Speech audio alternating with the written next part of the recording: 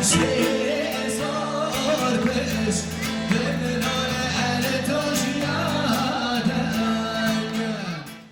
ciwan Murat Demîr ev demeke bi stran û kulamên Cûlemergê hatiye nasîn.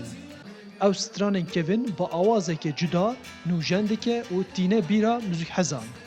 Her diçe guhdarvanên wî jî zêde dibin.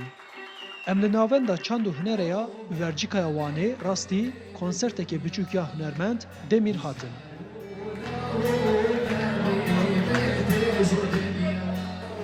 Zanengî hem dest bi teoriya müzikê kirbû.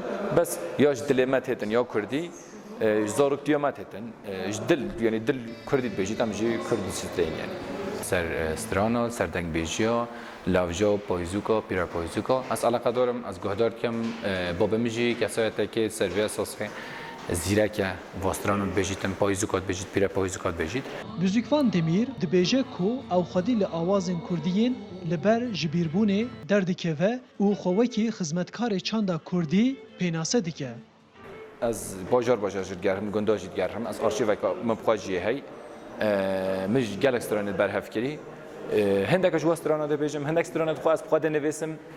Ser vê çandê yani ya ji destê me pê çi bît em dê wêkeyin. Rojek dihêt em dibû zaroka strana bêjîn. Rojek dihêt em dibû em straneka giran bêjîn ku tinê pîremêr fehm bikin. Di rojekê din em di straneka dildariyê bêjîn. Rojekê di straneka çandî bêjîn. Me yê gotî em xizmetkarîn.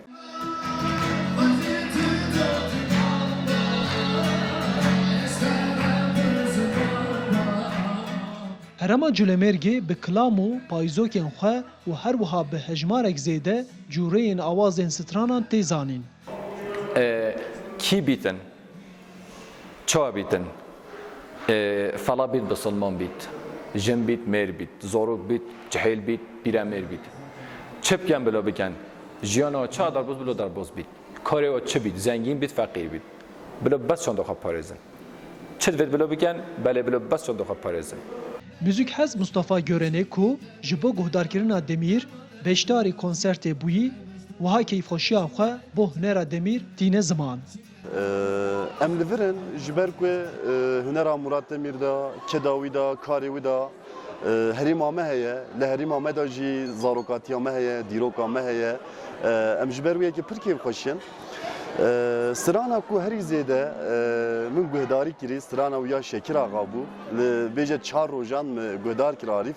Ne tenê min jî min û pîra xwe 4 rojan bi guhdar kir, hew qas çû xweşiya me. û çi qas min guhdar kir, hew qas pîra min çîroka Şekir Axa ji min re digot. Demîr bo amadekirina albûmek nû gundên Herema Cûlemergê geriyaye û stranên ku kêm hatine bihîstin berhev kiriye. Çavlereyê ku demek ginda albûma Demîr bi van berhemên qedirgiran derkeve pêşberî müzikhezan. Arif Aslan, Dengê Amerîka, Wan.